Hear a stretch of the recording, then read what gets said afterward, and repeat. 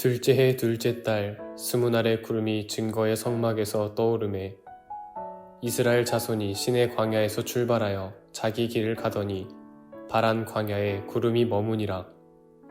이와 같이 그들이 여호와께서 모세에게 명령하신 것을 따라 행진하기를 시작하였는데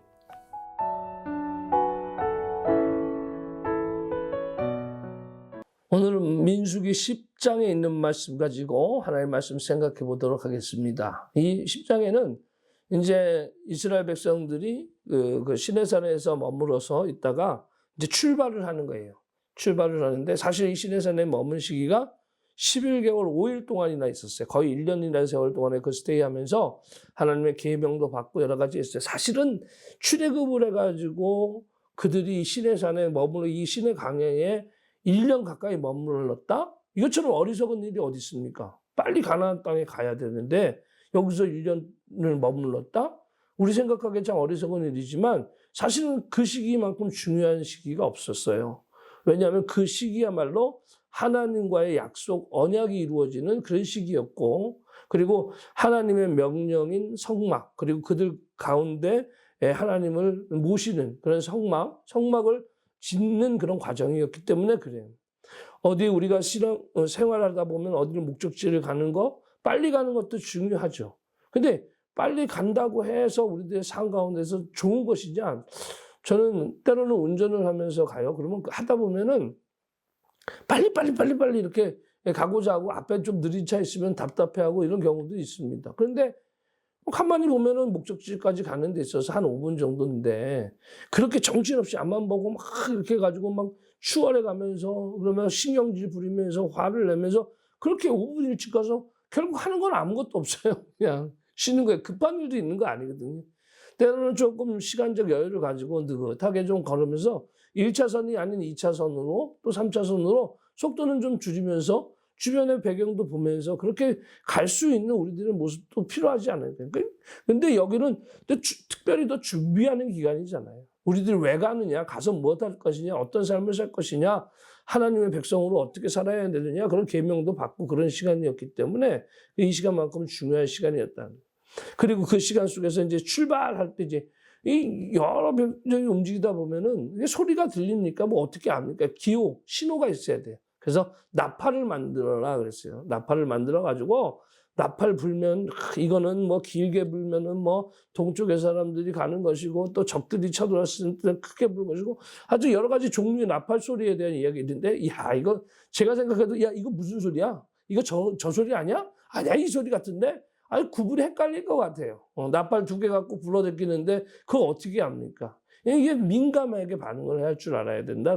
소리에 민감하게 반응하고 우리 지난 시간에 배웠듯이 하나님의 성소에 대해서 불기둥이냐 구름기둥이냐 올라갔냐 내려갔냐 이것을 민감하게 반응하듯이 소리에도 우리들이 민감하게 반응하는 그런 일들이 일어납니다. 자 그리고 자 이제 드디어 출발합니다. 출발하면 유다 지파가 먼저 유다의 중심으로 한 세 지파가 먼저 탁 하고 그 다음에 성막하고 성 울타리 맡았던 게르손 지파, 무라리 지파가 어떻게 됩니까? 성막을 걷어가지고 그 다음에 가고 그 다음에 또 나팔 불면 남쪽에 있는 지파가 이제 그 갓 지파, 루벤 지파죠. 쫙 가고 그러면 다음에 성소 안에 있는 성물을 가지고 있는 고아 지파가 가고 그 다음에 서쪽 지파가 가고 그 다음에 북쪽 지파가 탁 가고 이렇게 해가지고 순서대로 이렇게 질서대로 이렇게 해서 움직였다라는 이야기예요.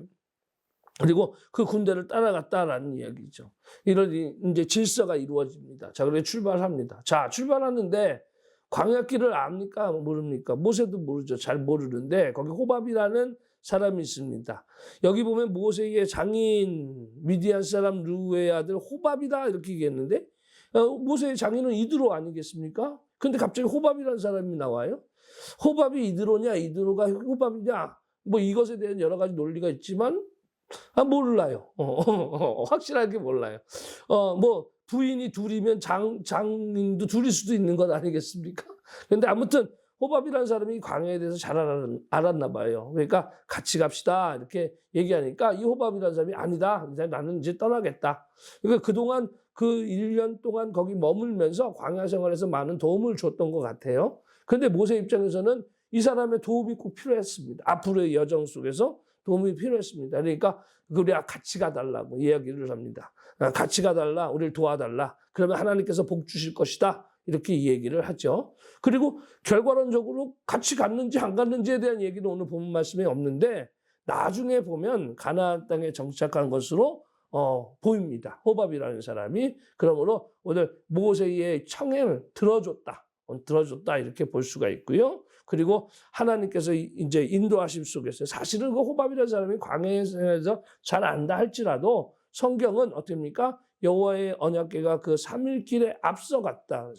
앞서가서 하나님이 어떻습니까? 낮에는 여호와의 구름, 밤에는 불기둥으로 먼저 이렇게 딱 인도하셨다는 거예요. 사람이 인도한 게 아니라 하나님께서 인도하셨다. 그 하나님의 사인을 보고 살아갔다 이런 얘기가 되겠죠. 민수기 11장에 있는 말씀, 이 말씀은 이제 우리가 이제 출발할 때가 됐고 이제 출발하면 하나님의 신호에 따라 규칙적으로 어떻게 됩니까? 움직이는 것들이 필요하다는 거예요. 가만히 있으면 아무 소용이 없어요. 움직임이 있다라요. 움직임.